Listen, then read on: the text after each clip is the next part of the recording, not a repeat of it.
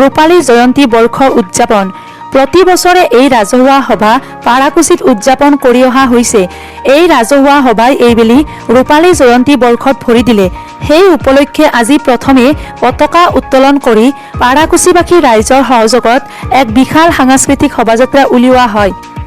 লোক কৃষ্টি সংস্কৃতিৰ আধাৰত উলিওৱা এই শোভাযাত্ৰাত পাৰাকুছিৰ কণ কণ শিশুৰ পৰা আৰম্ভ কৰি সকলো পৰ্যায়ৰ লোকে অংশগ্ৰহণ কৰে। এই সভা মহোৎসৱ বিভিন্ন সাংস্কৃতিক অনুষ্ঠানেৰে বৰ্ণাঢ্যভাৱে 5 দিন জুৰি চলিব। এই অনুষ্ঠানৰ বিষয়ে সবিশেষ জনাৰ বাবে চাই থাকক BB আছাম লাইভ। আমি বিভিন্ন ঘাট প্ৰতিঘাতৰ মাজেৰে আহি আজিৰ এই ৰূপালী জয়ন্তী বৰ্ষত আমি উপনীত হৈছোহি। এই ৰূপালী জয়ন্তী বৰ্ষত বিভিন্ন কাৰ্যসূচীৰে আমাৰ আজিৰ এই প্ৰথমটো অনুষ্ঠান আছে সাংস্কৃতিক শোভাযাত্ৰা। ইয়াত উদ্বোধক হিচাপে মোক আমন্ত্ৰণ জনাইছিলে।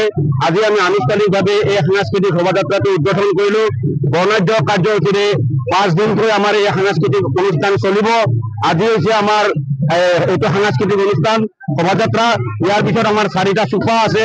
এই চোপাৰ পৰা তেখেতসকলে আমাৰ মন্দিৰলৈকে মূল মন্দিৰলৈকে আমাৰ যিবিলাক শ্ৰাপ মন্দিৰ আছে তেখেতসকলে গোসাঁইবোৰ আনি উপস্থাপন কৰিব মেইন মন্দিৰত। অহাকালি আছে হোম যজ্ঞ। এই হোম যজ্ঞত প্ৰায় 1200 মানুহৰ ভোগৰ ব্যৱস্থা আছে। আৰু সন্ধিয়া হোৱাৰ লগে লগে আমাৰ নিশামণি হালৈ মঠঘৰীয়া গুৱাহাটীৰ পাচিঘাট তেখেতৰ নাম ইয়াত প্ৰদৰ্শন কৰিব। তাৰে নেক্সট ডে আছে ভাগৱত পাঠ। ভাগৱত পাঠৰ পিছতে আছে ঢুলীয়া। ঢুলীয়াৰ পিছতে আছে আমাৰ ময়ূৰপংখী ভ্ৰাম্যমাণ নাট্য দল নিশালৈকে।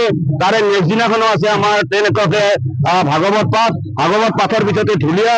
ঢুলীয়াৰ পিছতে আছে ৰাজনন্দিনী নাট্য দল সৰ্থেবাৰীৰ নাট প্ৰদৰ্শন।